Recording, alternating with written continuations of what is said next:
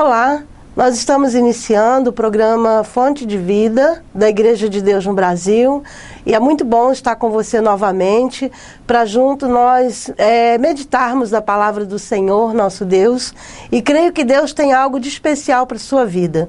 Nós hoje estamos recebendo a visita do nosso supervisor distrital norte de Minas, pastor Charleston, bispo Charleston de Oliveira, que também tem uma palavra de Deus para a sua vida.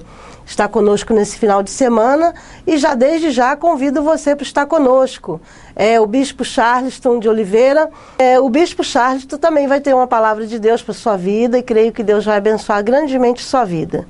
A Igreja de Deus no Brasil fica ali na Rua Viçosa, 836, esquina com Fortaleza, e os nossos cultos acontecem todas as terças-feiras e sextas-feiras às 7h30 e aos domingos, Escola Bíblica Dominical às 8h30 às 10 e à noite às 7h30. Será uma alegria ter você ali conosco para junto nós adorarmos o nosso Deus. Deus abençoe e você agora fica com a palavra do bispo Charleston, nosso supervisor norte de Minas. Olá, irmãos, muito bom dia. Como a pastora Sandra já me apresentou, sou o bispo Charleston Oliveira, supervisor do Distrito Norte Mineiro, e para mim é um prazer estar aqui hoje falando com vocês. Peço licença para estar entrando na casa de vocês agora, neste momento, mas ao mesmo tempo peço a sua atenção. Quero antes dizer um pouco, eu creio que a pastora Sandra já tem falado acerca da Igreja de Deus no Brasil. Essa é uma igreja centenária. O que nós dizemos uma igreja centenária? Ela mais de 100 anos de existência. Na verdade, dia 19 agora que passou, de agosto, nós completamos 130 anos de existência. Somos a igreja pentecostal mais antiga registrada, que existe dos tempos modernos. Nós somos considerados pentecostais históricos. Por que eu estou falando isso? Às vezes alguém acha que é uma defesa de bandeira. Não, mas simplesmente para dizer da seriedade desta igreja. Porque eu acredito que nada que não seja sério não consegue subsistir por tanto tempo, se não estiver bem embasado. Hoje nós estamos espalhados pelo mundo todo, estamos em mais de 176 países do mundo, tá? Nós estamos perto, já temos 7 milhões de membros espalhados pelo mundo, 7 milhões de membros. Nós temos completado 60 anos aqui no Brasil e hoje nós louvamos a Deus que a Igreja de Deus no Brasil, ela consegue abranger quase todos os estados da nossa federação. E temos trabalhado, empenhado bastante para que o nosso alvo aqui, na verdade, que pelo menos as cidades tenha uma Igreja de Deus. Essa tem sido a nossa oração, para que o Senhor possa estar nos abençoando. Chama-se Igreja de Deus no Brasil, porque o nome dela apenas é Igreja de Deus. Este é o nome dela. E ela agrega mais o nome do país do qual então ela está. Então, lá nos Estados Unidos, se alguém tiver a oportunidade ou estiver um dia viajando por lá, então vai se deparar lá com Church of God. Então pode saber que é a mesma nossa aqui, Vai estar lá o símbolo, que é uma cruz, com uma chama, então, saindo de uma das laterais e percorrendo a base da cruz e chegando até a outra extremidade da outra ponta. Então, aí você vai ver, olha, é a mesma lá que tem no Brasil. E aqui, então, no Brasil, nós colocamos, então, no Brasil. Igreja de Deus no Brasil, porque estamos, então, no Brasil. Uma igreja séria, como eu já disse, uma igreja bem estruturada. Às vezes, eu brinco com os meus amigos eu falo assim com eles, né, de que a igreja de Deus é uma boa igreja. Aí alguém pode perguntar, poxa, por que você não quer logo falar assim que é uma excelente igreja, a melhor igreja? Porque eu acredito que a melhor igreja, ela vai estar reunida no céu. A igreja é excelente. Nós vamos estar lá, onde então todos nós, né, independentes de bandeiras denominacionais, estaremos então reunidos então debaixo da única bandeira, né, que é a bandeira de Jesus Cristo. Então nós seremos, né, transformados. Mas enquanto aqui somos homens, né, a igreja é administrada por homens e você pode encontrar falhas sim, mas como eu disse, mas é uma boa igreja. E uma igreja principalmente, sabe, queridos, embasada na palavra de Deus. Na palavra de Deus. Somos pentecostais? Somos sim. Não abrimos disso. Não abrimos mão do nosso pentecostalismo. Sabe? Não abrimos. Cremos nos dons espirituais, acreditamos nas manifestações espirituais, biblicamente, como elas estão escritas aqui, acreditamos. Mas nós não saímos da palavra de Deus. O mais importante não é uma profecia, porque a maior profecia foi dada, que é a palavra de Deus. E a igreja de Deus então tem baseada nisto. É uma igreja missionária. Como eu disse, em mais de 176 países hoje presente, pregando e anunciando a palavra do Senhor Jesus Cristo, missionários sendo preparados. Temos em São Paulo um centro missionário, um centro de treinamento missionário, onde prepara missionários não apenas para o Brasil, né, mas para outras nações também, porque acreditamos na palavra que o Senhor disse, né, que nós teríamos que estar na Judéia, em Jerusalém, Judéia, Samaria e até os confins da terra. E quem conhece o termo, colocando teologicamente, sabe perfeitamente que não é primeiro Jerusalém, não é primeiro depois Judéia, depois Samaria, depois os confins da terra. Mas isso é algo que acontece, que o Senhor é da vontade de Deus, que aconteça simultaneamente. Temos pessoas preparadas para o Brasil, sim. Mas também temos pessoas preparadas para a Índia, temos pessoas preparadas para a África. Agora mesmo temos, né, um irmão nosso que esteve na Mongólia, né, ele lá então nos trouxe relatos, né, o pastor Samuel nos trouxe relatos de lá. Então, ou seja, é a igreja de Deus avançando, levando, mostrando a sua marca missionária, sabe? Talvez você tenha ouvido muito pouco falar dessa igreja. Quem sabe agora você que está me ouvindo, seja a primeira vez que você esteja ouvindo falar sobre igreja de Deus, né? Que às vezes alguém brinca e fala assim, minha igreja também é de Deus, né? Alguns até brincam falando desta forma. Mas vamos dizer assim, talvez é a primeira vez que está ouvindo falar sobre igreja de Deus. Então, se você está procurando uma igreja para frequentar, se você, quem sabe você ainda não aceitou Jesus como Senhor e Salvador da sua vida e está batendo forte no seu coração, algo te induzindo, e sabe, tipo assim, olha, procure um lugar, procure uma igreja, onde você encontrar então Igreja de Deus no Brasil, pode entrar lá, pode assentar, ouvir a palavra de Deus, porque será um ótimo lugar para você estar, para levar a sua família também. E eu quero não apenas estar, como eu disse, a Igreja de Deus é uma igreja baseada na palavra. E eu quero então deixar um texto, e em poucas palavras, explanar uma palavra com você aqui, que se encontra em João capítulo de número 6, versículo 35 e 36, onde Jesus disse assim, e disse-lhe Jesus, eu sou o pão da vida, aquele que vem a mim não terá fome, e quem crer em mim nunca terá sede. Mas vós já disse que também vós me vistes, contudo não o credes. Quando eu pensava do que falar aqui hoje, e o Espírito Santo me trouxe essa palavra, né, para dizer que Jesus é o pão da vida. É o pão da vida. E ele disse assim, olha, quem crer em mim não terá fome.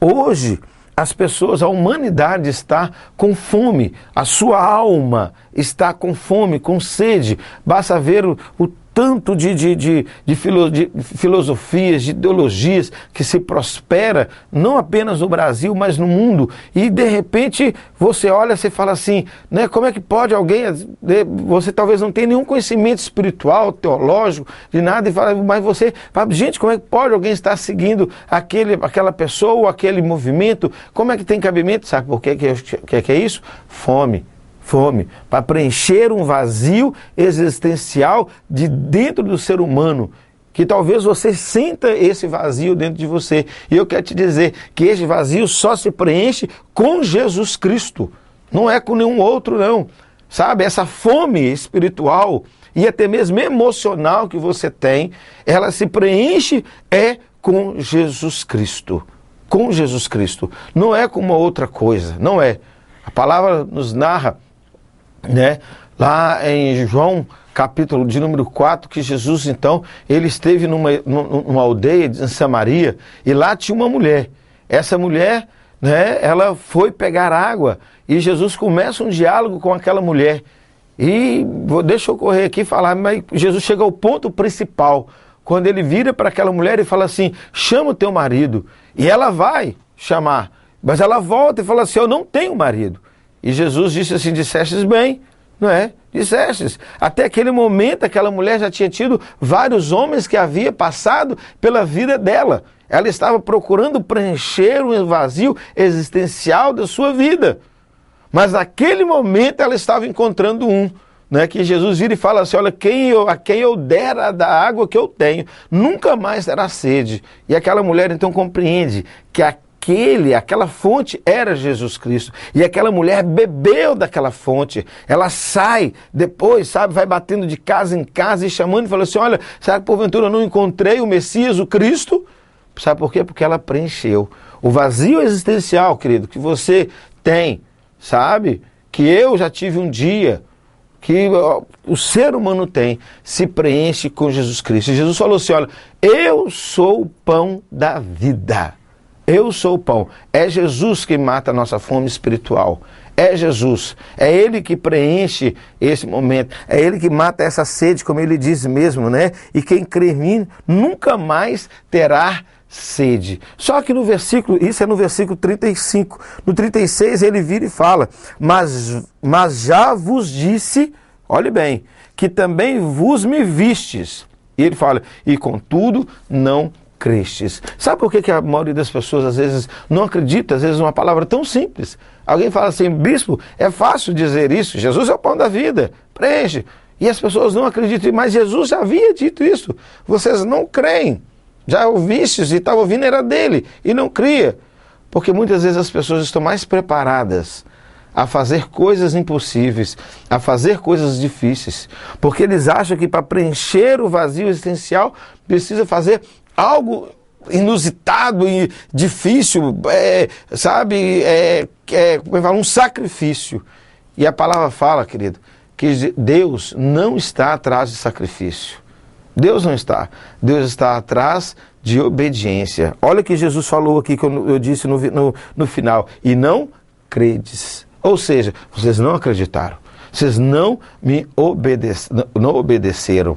Certa feita, lá em Mateus, capítulo 3, um certo jovem chegou para Jesus e falou assim, bom mestre, que hei de fazer para herdar a vida eterna? Ele queria preencher, gente, o vazio existencial que estava dentro dele. Era um camarada que tinha posses, é um camarada que estava certamente bem posicionado dentro da sociedade. Quem sabe não lhe faltava amigos, né, bem rodeado, mas ele estava atrás disso. E ele chega para Jesus e fala, bom mestre, que hei de herdar, que eu tenho que fazer? Olha, aí ele sai falando, eu já sempre obedeci meus pais, eu sigo as escrituras, os mandamentos e tal. Jesus olha para ele e fala assim, olha, ok. Interessante que Jesus não desmentiu ele. Jesus é Deus, tá? Lá no bíblico aqui, tá? Jesus era 100% homem, mas 100% Deus. Então, se não fosse verdade, Jesus iria desmentir ele. Falar assim, camarada, você está mentindo, você não cumpre nada disso. Só que Jesus viu e falou, ok, tudo bem. Mas uma coisa lhe falta. Olha para você ver. Vai, vende tudo que tem, sabe? Distribui aos pobres, vem e me segue. O que quer dizer isso? Na verdade, aquele jovem tinha um vazio existencial. Queria preencher o vazio existencial, mas não estava disposto a pagar o preço que aquilo necessitava. Eu não acredito que Jesus permitiria que ele vendesse tudo. Bispo, Jesus estava fazendo um teste com ele? Não sei, mas eu não acredito. Sabe, querido, que aquilo fosse um teste. Mas eu não acredito que ele permitiria que aquilo acontecesse. Mas o que acontece? Ele não quis obedecer. Ele não quis. Estava diante, ele falou assim, bom, mestre, que hei de fazer para herdar a salvação? O caminho da salvação estava ali diante dele. Mas ele preferiu não ignorar. Eu creio que Jesus fala assim com ele, assim, olha, compra aí 1000 cestas básicas e distribui para os pobres. Ele ia fazer. Ou se Jesus fala assim, olha, caminha daqui, da onde nós estamos, entendeu? E vai até, sabe, uma distância lá, digamos, 1000 quilômetros, e vai a pé de joelhos. Ele iria, assim como muitos estão dispostos. Quer ver um outro exemplo, para nós estarmos finalizando? 2 Reis, capítulo 5, na história de um homem chamado Naamã, leproso, e queria cura, e a cura estava onde? Em Jerusalém. A serva dele lá na Síria havia dito, se meu Senhor estivesse diante do homem de Deus que tem lá, ele certamente vai curar ele. Ele vai para lá. Chega até então quem? Eliseu. E agora, o que ele esperava? Eliseu nem sai de casa, manda o servo dele, você vai lá e manda Naamã mergulhar 7 vezes no Jordão. E ele se indigna com aquilo. Versículo 11, de 2 Reis, capítulo 5, fala que ele se indignou, que ele fala assim, esperaria que ele sairia, e ele colocaria a mão sobre mim, invocaria o seu Deus, e eu seria curado. E ele vai embora, até que um dos seus amigos, dos seus servos, né, que andava com ele, dos seus soldados, bons amigos. Querido, você tem que se cercar de bons amigos, tá? Que te dê bons conselhos para você. Não que queira, sabe?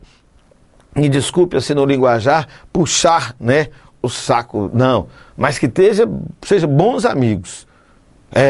Aí um deles vira e fala assim, meu pai, se o homem de Deus, se ele tivesse lhe pedido algo difícil, o senhor não faria? Queridos, é incrível isso, nós estamos dispostos a fazer coisas impossíveis. E não estamos dispostos a fazer o mais simples, que é obedecer. Então que você que está me ouvindo, deixa essa palavra entrar no seu coração. Você está com fome espiritual? Está com sede espiritual? Está com vazio existencial dentro da sua alma? Creia em Jesus Cristo. Mas crer, né? Você pode dizer assim, eu acredito. Não, Jesus fala assim, olha, aqueles que são meus, eles ouvem as minhas palavras e me seguem. Seguir significa fazer a mesma coisa, sabe? Fazer a mesma coisa. Então não basta dizermos, eu acredito em Deus. Não, muita gente acredita. Muito, eu creio que todos, sabe? Mas entre o acreditar e ser dele há uma grande diferença. Que para ser dele nós precisamos então copiá-lo. A palavra do Senhor diz, né? Sede, pois, imitadores de Deus. Sabe? Então, querido, se alimente dessa palavra. Se alimente. Coma desta palavra. Sabe? Você vai encontrar, então, vai se saciar. Você vai ver. A sua alma vai saciar a sua sede espiritual através de Jesus Cristo. Então, hoje, eu deixo essa rápida palavra aqui para você. Sabe? Você talvez já ouviu muito falar que Jesus é o pão da vida. Que Jesus é a água da vida. Mas só que ele fala aqui, olha, mas muitos não creem. Não creem. Porque crer significa, então, você absorver aquilo para você. Então que hoje, você que está me ouvindo, absorva, então, para você. Tome essa decisão agora. Chega de brincar. Chega de falar que tem Deus. Tome essa decisão realmente. Fala assim, eu vou viver então isso para a minha vida. E aí você vai começar a ver as mudanças acontecendo. Porque eu acredito plenamente que onde então Cristo entra, as coisas mudam. mudam. Mas vou te falar uma coisa, talvez não é uma mudança, às vezes, como muitos às vezes esperam, de ver, né, pedra transformar em ouro. Não é essa não. Mas Cristo no seu barco, querido, como diz uma canção, tudo vai muito bem. Pode ter tempestade, e a tempestade não vai cessar. Mas sabe que é uma coisa? Nenhum raio, seu barco não vai afundar de maneira nenhuma. Sabe por quê? Cristo está nele. Mas a tempestade está lá. Então isso é crer em Deus. Amém? Então que essa palavra preencha seu coração, que o Senhor te abençoe ricamente mesmo. Que você, sabe, se der para ir numa igreja de Deus no Brasil, vá sim. Aqui em Nanuque, estamos ali na rua Viçosa, né? Então sempre a pastora Sandra está dizendo o nome, o endereço, né? Eu venho muito pouco aqui, eu sei que é na rua Viçosa, né? Então que você vá lá, tá? Vá lá, não é difícil encontrar o endereço não, tá bom? Então sempre a pastora Sandra está com esse programa aqui, então eu te convido isso. Não dá para ir na igreja de Deus? Vá numa igreja séria, temos tantas igrejas sérias por aí, procure uma aliançada com a palavra de Deus. Só isso que eu te peço. Procure uma aliançada com a palavra de Deus. Amém? E que Deus possa te abençoar ricamente, né, no nome de Jesus. Eu acho que ainda dá tempo de eu fazer uma oração por você e eu quero orar com você neste momento agora, no nome de Jesus. Amém? Você pode fechar os seus olhos, coloque a mão sobre o seu peito aí e vamos orar. Amém? Se você estiver enfermo, creia agora, sabe, na cura, no nome de Jesus Cristo. Amém? Pai, no nome de Jesus, eu quero neste momento, Senhor, orar com todos que nos veem e ouvem neste momento, Senhor. Pai, eu quero lhe pedir, Senhor, que a Tua graça, ó Deus, os alcance. Deus, como essa palavra que foi ministrada, que Jesus é o pão da vida, a água da vida. Deus, mas precisamos crer, absorver realmente isso para as nossas vidas. Deus, e se alguém estava com alguma dúvida, Pai, ó Deus, não está vivendo isso, que passe a viver isso então, que absorva, creia, sabe, no nome de Jesus Cristo, que cada pessoa entenda, Pai, o significado então desse crer em nome de Jesus. E eu quero orar agora, Pai, para aqueles que estão enfermos. Senhor, que haja cura agora, em nome de Jesus Cristo. Aqueles que estão atribulados, ó Pai, meu Deus amado, que essa tribulação cesse em nome de Jesus. Aqueles que estão confusos, que essa confusão cesse agora em nome de Jesus. Senhor, e que cada um seja abençoado, ó Pai. Deus, eu quero orar pelos lares, pelas famílias estabelecidas, ó Pai. Meu Deus, talvez agora mesmo, Senhor, pessoas estão nos ouvindo e estão querendo tomar decisão de separação, de dissolvendo casamentos. Eu repreendo isso em nome de Jesus, ó Pai. E abençoa as famílias, ó Pai. Abençoa os filhos, para que sejam obedientes aos seus pais. Abençoe os pais, Senhor, para que ame os seus filhos, Senhor. Em nome de Jesus, Pai amado, assim nós abençoamos, é a nossa oração em nome de Jesus. Amém? Que Deus te abençoe ricamente, poderosamente, em nome de Jesus Cristo. Amém? Até o nosso próximo encontro com a pastora Sandra, né? E que você seja abençoado em nome de Jesus. Até mais.